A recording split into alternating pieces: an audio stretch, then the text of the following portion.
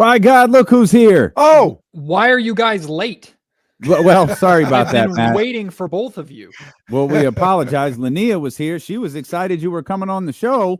And, oh, here you are. You know those days where you don't realize what day it is? It's one of those days. Yeah, one of those it's been like weeks. that for 3 weeks, Matt. Like Mm. Jesse and I are constantly looking at each other like, what day is today? Yeah, no, Yeah. I get it. I get it. What's up, man? Hey, what are you guys talking about? Well, we were talking about football in an attempt to kill time to figure out if you were going to join us or not. And truthfully, I didn't know how to get back to a Kings conversation that didn't involve you, so I'm very happy that you're here. I apologize for being late. It's good to see you. Don't worry guys. about it. Good, Don't my worry guy. about it. Don't All worry good. about it. We did this with Linnea. Let's do it with you. Take us back to Monday, Miami. Kings had won 4 in a row at that point. Things are feeling good. They're down 17 in the fourth quarter. I'm sure you're thinking about TV. You're thinking about Locked On. And then all of a sudden, 24-7 later, we got a whole new thing jumping off. What was your biggest takeaway? Let's start with your biggest takeaway from Monday, and then we'll look at the bigger picture.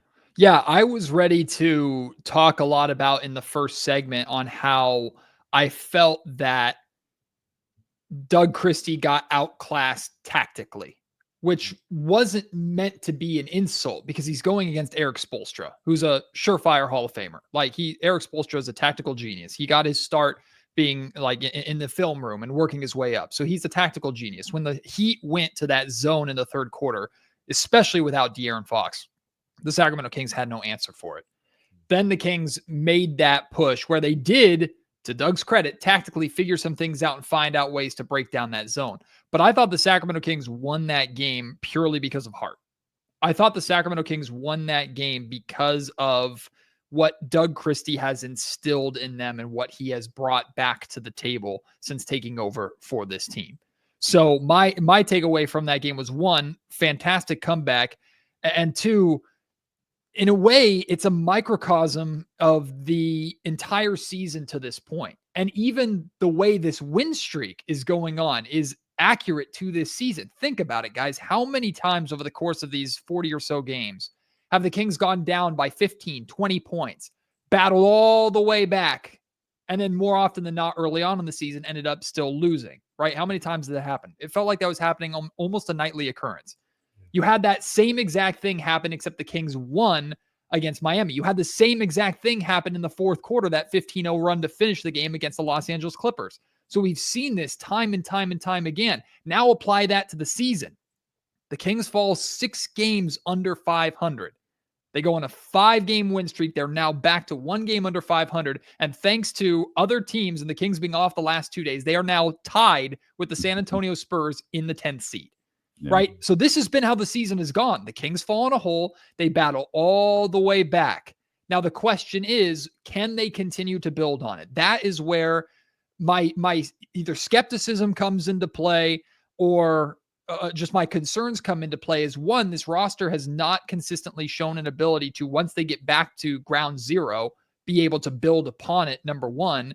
And number 2 is, I do feel at some point the newness or the energy or the vibe of Doug Christie's takeover is going to start to wear off.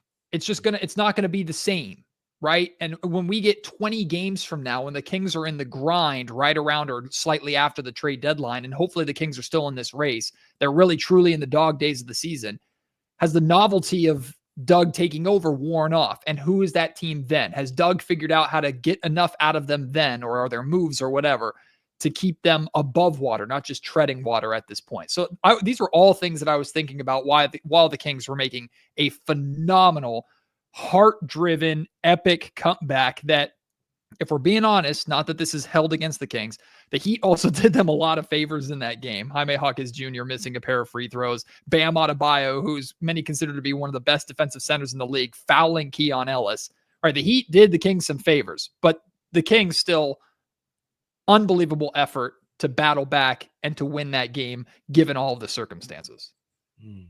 You were there on Monday. I mean, talk about the crowd and that building and how it was. I mean, I said I didn't want to be, disrespectful to any of the playoff games, but it reminded me a little bit of those playoff games. It reminded me of game 2 against the Warriors and how wild that was when they were able to pull that out. That was a special, special night at the Golden One Center on Monday. Sacramento, nobody responds to heart and hustle better than Sacramento. That is what Kings fans want.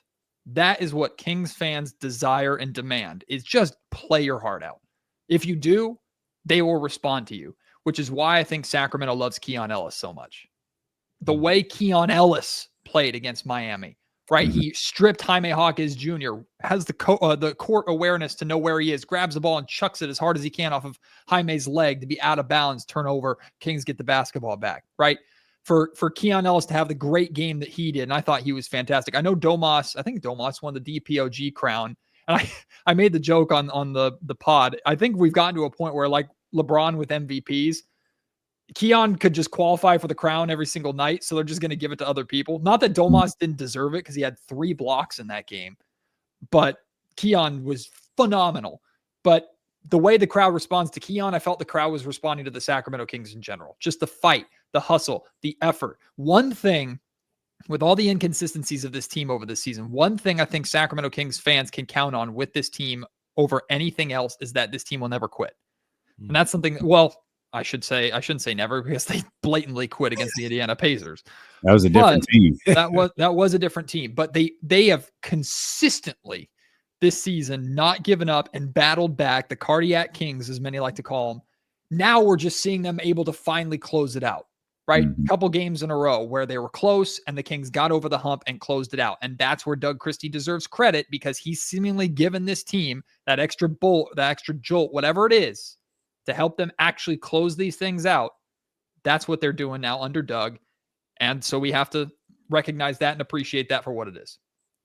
You brought up Keon there a minute ago, man. He has been an MVP in my eyes, particularly the last 3 games, stepping in to start for Keegan and start a couple of games for De'Aaron. It sounds like De'Aaron will be back Friday. He's listed as questionable in the latest injury report. And that's left a lot of Kings fans wondering, okay, Doug, now you gotta work some magic here because Keegan's back, De'Aaron's back. Man, we've really liked seeing Keon on the floor. And Domas said, we don't win these games without him. And that might be one of Doug's biggest challenges coming up here, Matt. I don't see a route that makes sense for playing time unless Devin Carter is not playing or Kevin Huerter's minutes are decimated. I don't know where you get those minutes from. Unless, you're willing to play that small, because I know Devin Carter's a rookie, so maybe him just being a rookie is going to end up being, okay, you're the guy. I think if it was Mike Brown, I'd for sure go, okay, it's Devin Carter's minutes, because we know kind of how Mike operates. Doug, though, I think Devin Carter is a Doug Christie guy. I think Devin Carter immediately, you can see the impact that he makes on the defensive end. That wingspan is no joke, y'all. The wingspan that he has defensively, how he uses that wingspan, how he uses it to crash the glass and grab rebounds, like you can see it right away. And this is what I was talking about, I think, last week when I was on the show with you guys, and you asked what my takeaways were from when he played in that Stockton Kings game when he had that big 29-point performance. And I said that version of that version of Devin Carter, I don't think was the version that we're going to get, because the version of Devin Carter that we've seen over the last couple of games in the NBA was not the same thing that we saw in that Stockton game, because we're seeing more of the hustle, defense, rebounding, aggressive kind of Tasmanian devil, let him loose and tell him to be impactful. And Devin has done that with flying colors. But I wonder if Devin is the guy that kind of gets his minutes cut just because he's a rookie. I think, like, if I'm Kevin Huerter, I'm very concerned about my playing time at this point in time. Not that Kevin's played last game, he wasn't great. The game before that, he had 16 points. I thought he played really, really well. That was the Warrior game, if I'm not mistaken. But Keon has to play. I don't think Keon has to start. You're not moving Malik Monk or De'Aaron Fox, obviously, out of the starting lineup. So Keon doesn't have to start, but he has to play damn near 30 minutes a night. He just has to. He's too impactful until that impactfulness starts to slow down. What I think is the benefit with a guy like Keon is that you can plug and play him. There's no question of, what lineup does Keon Ellis fit with? You just put Keon Ellis in the game. He'll make something happen. So I think that makes Keon more valuable and easier to deal with. Maybe not the right term, but more valuable for a guy like Doug Christie than maybe a Kevin Huerter, where fit with the lineup is really important for what Kevin Huerter does. Yeah, I thought about, where the minutes and the rotations might work. And unfortunately, Kevin minutes will probably take a little bit of a back seat, but Keon in there on the first sub for, say, De'Aaron Fox. All right. When De'Aaron Fox ready to come in, he goes in for Malik Monk. All right, cool. Keon's still out there. When Malik Monk's ready to come back into the game, he'll go in for DeRozan. All right. Keon will move into whoever DeMar was guarding, and it just works out that way. And you do that in each half, and now you're up to Keon playing about 25 minutes or so. But and to your point, Kenny, if I can jump in real quick too, we've already seen that with Devin. Like Devin's been the guard playing the most minutes off the bench for Doug, and that happened really quickly. Devin's first game, Kevin Huerter started, was the first player off the bench for the Kings in the first half of Devin's first game. In the second half, Devin was the first one off the bench. You look at the Warriors game, and if I'm not mistaken, the Miami game, with the exception of, I think, Trey Lyles, Devin played the most minutes off the bench. So we're already seeing that from Doug is, hey, a defensive guard. That's a plug-and-play spot for Keon right away. Yeah. Obviously, we got the Boston Celtics coming up tomorrow. Just texting with Chris Peterman. He's live in Boston. He'll join us tomorrow in the first hour of the show. Sweet. Matt, I had a theory that Doug's first game after their next loss might be one of his most valuable games of the year, because you're winning, you're riding high, and it's easy for Doug, who has been saying, and I completely understand this because we talked a little bit about it before Doug said it. He's talking about, the lessons are in the experiences, not necessarily the victories. And that is that man, what a prophet Doug is when you're winning. When you get that first loss, though, it's like, okay, you got knocked off your pedestal a little bit. How do you regroup after that?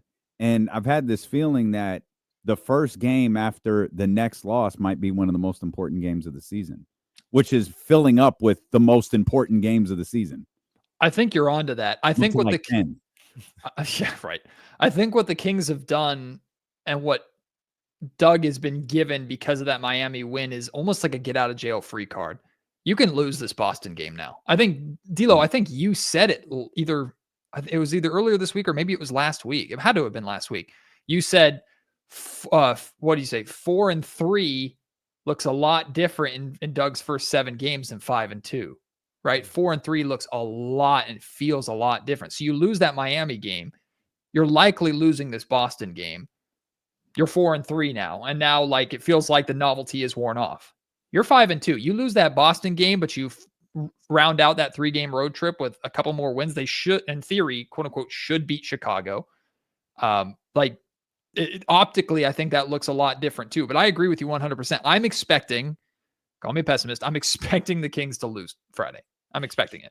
If they win, I mean, bring out all the parades and all the confetti and everything like that. Because if they beat the defending champs, then man, Doug really has something going on. Well, it means we're the champions. Well, that's true. That's what it means.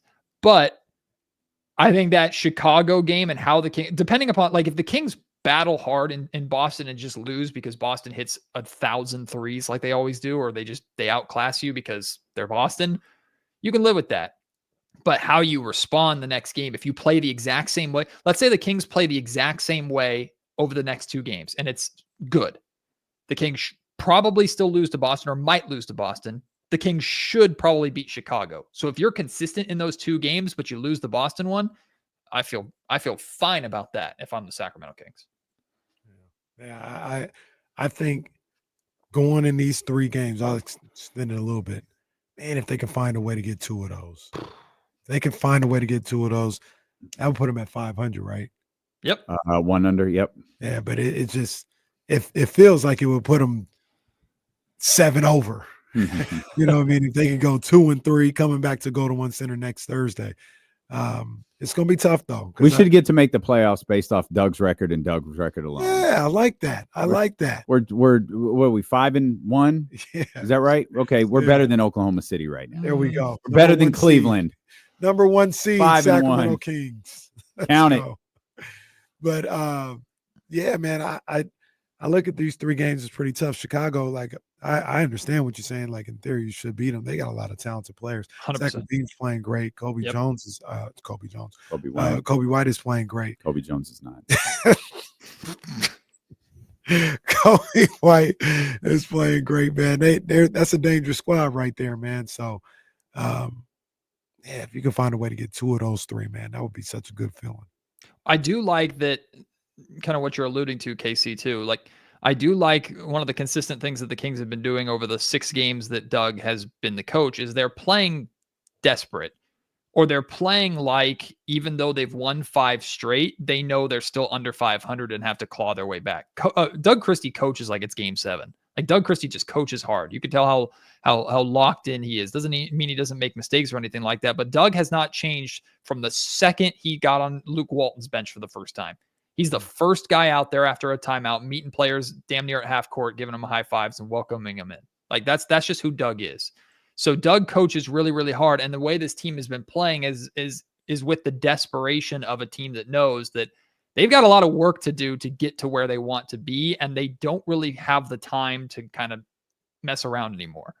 And so when I look at that Chicago game, you're 100% right. That is a team that on paper, the Kings should be beating.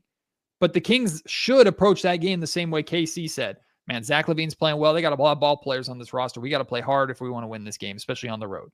Like, if the Kings have that mindset going into every game, and hopefully Doug can get that, because that's been an issue not just with Mike Brown. That was an issue with Walton. That was an issue with Yeager. That's been an issue for a long time, is the Kings looking at opponents and kind of thinking, okay, we should win this game. Let's play like it.